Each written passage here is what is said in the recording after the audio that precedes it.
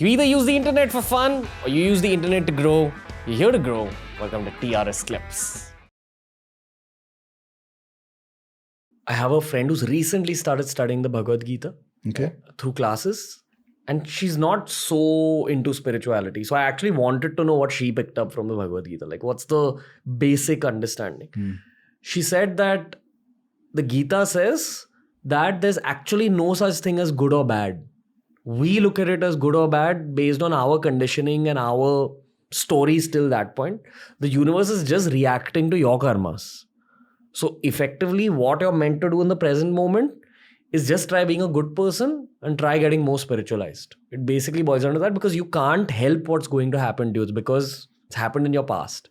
And you might look at it as a bad event, but it's actually just an outcome of what you've done in the past already. My view? No, please. That's why I'm bringing up this. So again, slight deviation from what exactly you asked. So whenever somebody tells me that Gita says this, first question is, tell me the sloka. Okay. Because the Gita is the most popular book, also is the most abused book. Really? People have their own understanding fed into the Gita. Gita ye bhi bol raha hai, wo bhi bol raha hai. Finally to ek din pata chalega Gita, one book will have for everything. Gita is wonderful text. But Gita is not at all an easy text. People have made it easy because they have their own understandings also they're fed into. Because first of all, nobody knows, most people don't know Sanskrit. They read commentaries ka bhi commentaries padhte hain. And then they add up things and pick up 1-2 slokas from here and there and make up an idea. Acha, Gita may be saying that. Gita says a lot of things about a lot of things, by the way. Gita is a progression from chapter 1 to chapter 18. It is a progression. You cannot suddenly randomly pick up one verse from here and one verse from there. In one place, Krishna tells Arjuna that you have to go beyond the Vedas because the Vedas are 3 gunas.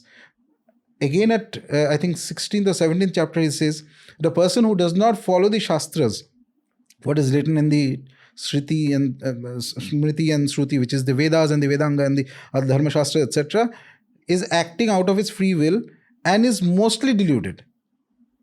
So, one place is saying go beyond the Vedas, other place is saying that everything is the Vedas. How do you reconcile these two? Unless you ask this question, reconciliation to aayega hi nahi. Anyway, this is going to a tangent on the Bhagavad Gita. It's a very terrific text, but it's also a text that to imbibe it correctly, I feel that both at a spiritual and an intellectual level, it requires a certain degree of practice, maturity, and other things are involved in it. So it's fantastic. So anyway, whenever somebody tells that Gita says this, first question I ask is that please tell me which sloka is telling this. Then I can answer you. Because you might think that the Gita is saying this.